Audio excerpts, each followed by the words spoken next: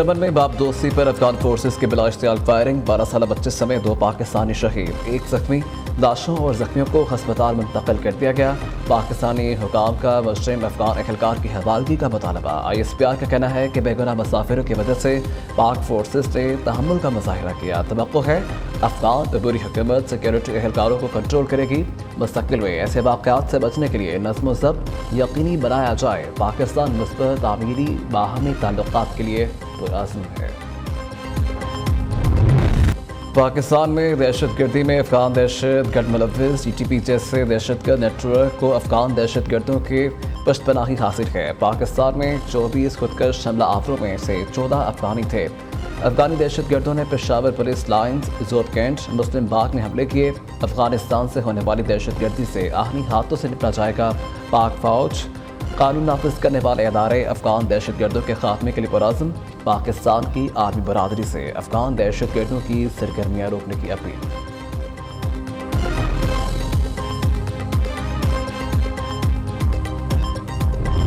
गैर कानूनी मुकीम अफराद के इनखलाब में 26 दिन बाकी 2 नवंबर से क्रैकडाउन। गैर कानूनी रिहाइश पजीर अफराद की तमाम जायदादें जब्त, कारोबार हुकूमती तहवील में लिए जाएंगे।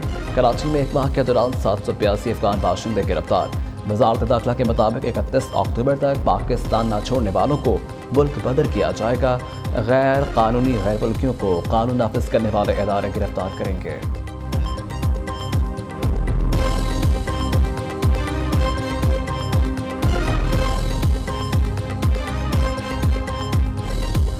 क्या आप जाके किसी मुल्क में बगैर वीज़े के एंटर हो सकते हैं या उधर रह सकते हैं? या अगर आपने किसी भी तरीके से किसी का बेटा बन के भाई बन के पासपोर्ट लिया है तो वो कैंसिल नहीं कर देते क्या? बिल्कुल उसी तरह हमारे मुल्क में अगर मुझे गवर्नमेंट ने ट्रस्ट किया कि मैं अपने बेटों की लिस्ट दे सकता हूँ और अंगूठा लगा के किसी को भी अपने रिकॉर्ड में एंटर कर सकता हूँ, किसने गलत किया तो इंशाल्लाह DNA से भी साबित हो जाएगा। मुल्क का कानून लागू करने जा रहे हैं हर किस्म के इलीगल इमिग्रेंट के खिलाफ, किसी एक कौम या किसी एक मुल्क के खिलाफ ये नहीं है। गैर कानूनी तारकीन वतन के खिलाफ हुकूमती पॉलिसी पर अमल दरामद करवाया जाए। IG पंजाब उस्मान अनवर कहते हैं पंजाब पुलिस क्रैकडाउन के लिए तैयार है। पुलिस को गैर मुल्कियों का डेटा इकट्ठा करने का टास्क दे दिया है। 1 नवंबर से ऑपरेशन शुरू होगा। कानूनी तौर पर मुक़ीम गैर मुल्कियों को घबराने की ज़रूरत नहीं।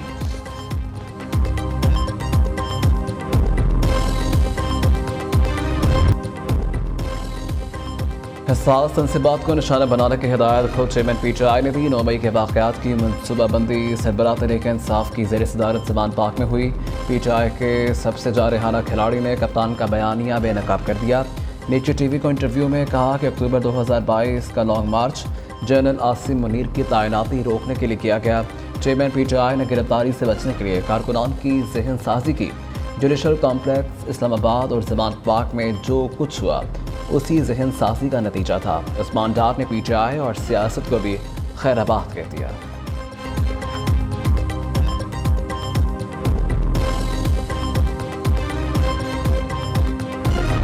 वो नवाज शरीफ वो कौम का मेमार है जिसने CPEC और पाकिस्तान के अपने खजाने से अरबों डॉलर खर्च करके बिजली की लोड शेडिंग को खत्म किया। उस नवाज शरीफ को एक साजिश के तहत साजिशों ने 2017 में एक जाली मुकदमे में पनामा से शुरू हुआ और अकामा में उनको सजा दी गई। और ये साजिशी किरदार सब आपके सामने हैं, कोई किसी से छुपा हुआ नहीं। लेकिन जो सबसे अफसोसनाक बात है कि इक़्तिदार नवाज शरीफ से नहीं छीना गया बल्कि आपका और आपके बच्चों की तरक्की और खुशहाली का सफर उससे आपको महरूम किया गया। मज़ाहमत नहीं मुफाहमत। शहबाज शरीफ ने बड़ा मियाँ साहब की पॉलिसी बता दी। नवाज शरीफ इंतकाम नहीं मुल्क से बातें आ रखे हैं। कायद को जाली मुकदमे में सजा देकर मुल्क की तरक्की रोकी गई और इंतखाबात में तारीखी धांधली हुई। जिन किरदारों ने नवाज शरीफ से नाइंसाफ़ी की सब जानते हैं। साबिक़ वज़ीर-ए-आज़म का अपने हल्के में कारकुनान से खिताब, कहा 2018 में नवाज शरीफ को इक़्तिदार से महरूम करके साजिश की गई। PTI के 4 साल दौर में मुल्क में तबाही आई। पाकिस्तान को दिवालिया होने से बचाने के लिए हमने सियासत कुर्बान की। वादा करता हूँ नवाज शरीफ आएँ तो मुल्क की किस्मत बदलेगी।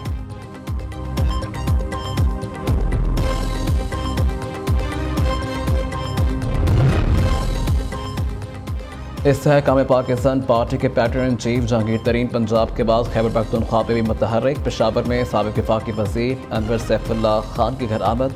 मुलाकात में सेनेटर सलीम सैफुल्लाह, सेनेटर उस्मान सैफुल्लाह खान और साबिक सूबाई वज़ीर हिशाम इनामुल्लाह भी मौजूद थे।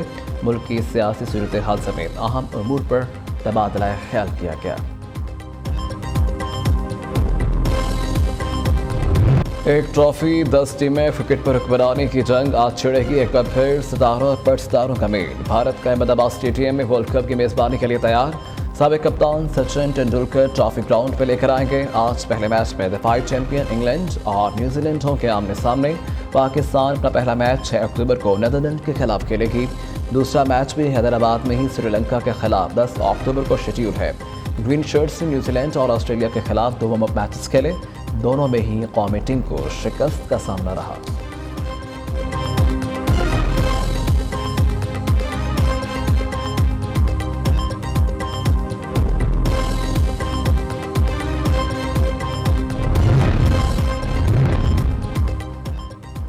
हैदराबाद की बिरयानी कैसी थी? मेज़बान नबी शास्त्री के सवाल पर कप्तान बाबर आजम हंसी न रोक सके। जवाब दिया कि 100 बार बता चुके हैं कि हैदराबाद की बिरयानी बहुत मज़ेदार है, इसलिए बिरयानी खा खा कर अच्छा लगा।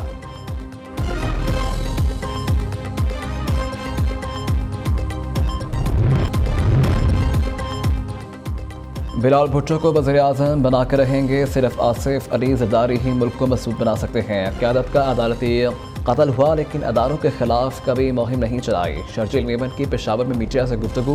पाकिस्तान को अखलाकी तौर पर तबाह किया गया। ये सोशल मीडिया एक्टिविस्ट नहीं बल्कि दहशतगर्द थे। पीटीआई पर लफ्ज़ी तीरों की बौछार। कहा कि बिलाल भुट्टो ने पूरे पाकिस्तान में आलूदा कल्चर ख़त्म किया।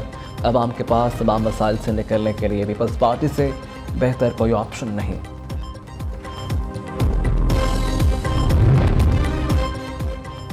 पाकिस्तान का सबसे बड़ा तज़ाद ये है कि मुल्क चलाना किसने है। मुल्क चलाने के लिए हमारी एस्टेब्लिशमेंट का बड़ा अमल दखल रहा है। अब इस मुल्क को सिविलियन के साथ देना चाहिए। मुस्तफ़ा नवाज़ खोखर का मुतालबा। निजी टीवी के इंटरव्यू में कहा कि हर सियासी जमात हुकूमत में रही, किसी ने लोगों के मसाइल हल नहीं किए। मुल्क में नई पार्टी की गुंजाइश है। जब सियासत में बहरान पैदा हो जाए तो नई जमात बननी चाहिए। पाकिस्तान के हालात बहुत ज़्यादा ख़राब हो चुके। वर्ल्ड बैंक की रिपोर्ट के मुताबिक 9 करोड़ पाकिस्तानी सतह ग़ुरबत की लकीर से नीचे ज़िंदगी गुजार रहे हैं।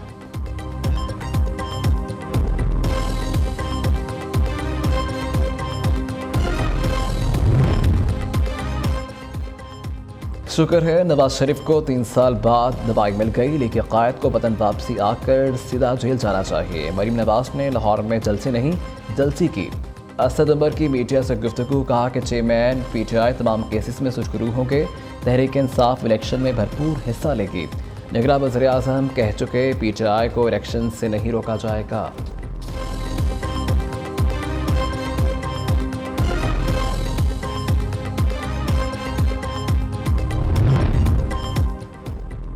ये कोई राज नहीं, एक सुपर पावर ने हमें धमकी दी। बादशाह साहब को हिदायत आई थी कि आपने ये करना है। चेयरमैन पीटीआई के खिलाफ तहरीक अदम एतमाद पर जनरल बादशाह ने हर चीज़ को कंट्रोल किया।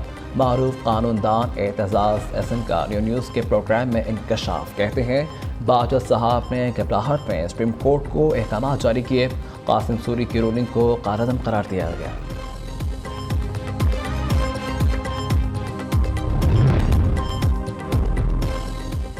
नून लीग के 2 बड़ों के मुतज़ाद बयानात। नवाज शरीफ का मज़ाहमत का बयानिया तस्लीम किया जा चुका। लीग कायद को इक़्तिदार से अलग करने वाले किरदार बेनकाब हो चुके। एस्टेब्लिशमेंट ने कहा कि सियासत में मुदाखलत नहीं करेंगे।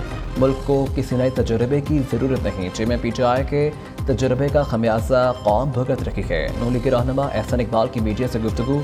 मरियम औरंगज़ेब कहती हैं कि नवाज शरीफ का बयानिया क्या होगा 21 अक्टूबर को ही पता चलेगा।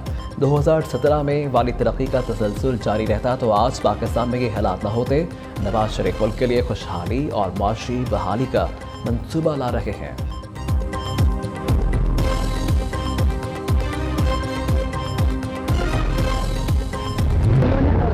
इजहार किया कि मायूस थे कि प्रेसिडेंट साहब ने अपना वो किरदार अदा नहीं किया जो उनकी आइन के मुताबिक ड्यूटी थी कि इलेक्शन अनाउंस करें, उस पर वो बहुत दुखी थे। उनका ख्याल था कि ये हमारे प्रेसिडेंट को ये इतना अहम वक्त अपनी कौम के लिए उनको खड़ा होना चाहिए। पीटीआई चेयरमैन और सदर आरिफ अलवी में फासले बढ़ने लगे। अलीमा खान कहती हैं कि पीटीआई चेयरमैन को इस बात का अफसोस है कि सदर ने इलेक्शन की तारीख का ऐलान नहीं किया। सदर ममलकत को कौम के साथ खड़ा न होने पर पार्टी चेयरमैन को रंज है। मुझे गिरफ्तार करने से इंसाफ होता है तो पकड़ लें। दूसरी जानिब जना हाउस जलाओ घिराव केस में असद उमर, अलीमा खान और रस्मा खान की अबूरी जमानत में 16 अक्टूबर तक तौसील कर दी गई।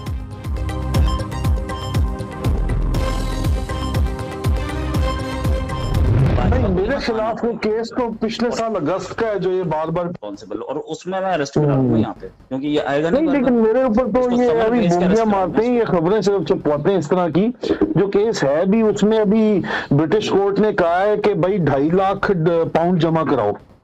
तो 2.5 लाख पाउंड जमा कराओ ना पहले तो, सिक्योरिटी ऑफ कॉस्ट, कि तुम तो यहाँ पे तुम तो ISI के। अच्छा, कि उनका कोई आदमी हो वो मिलके वो जो ISI का जो बंदा है ना उसके खिलाफ केस डलवा दे कि ये इंडिया के खिलाफ प्रोपोगेंडा करता है और ये इंडिया में टेररिज्म सपोर्ट।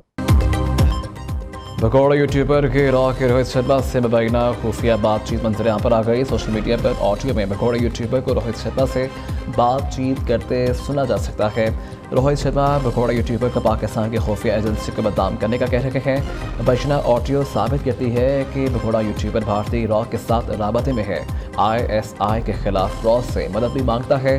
बरतानिया में ISI के खिलाफ साजिश के लिए लॉर्ड रेमी रेंजर नामी शख्स से मिलने का भी कहता है। मुल्क दुश्मन भगोड़ा यूट्यूबर 9 मई के शरपसंद वाक़यात में पाकिस्तानी अवाम को उकसाता रहा।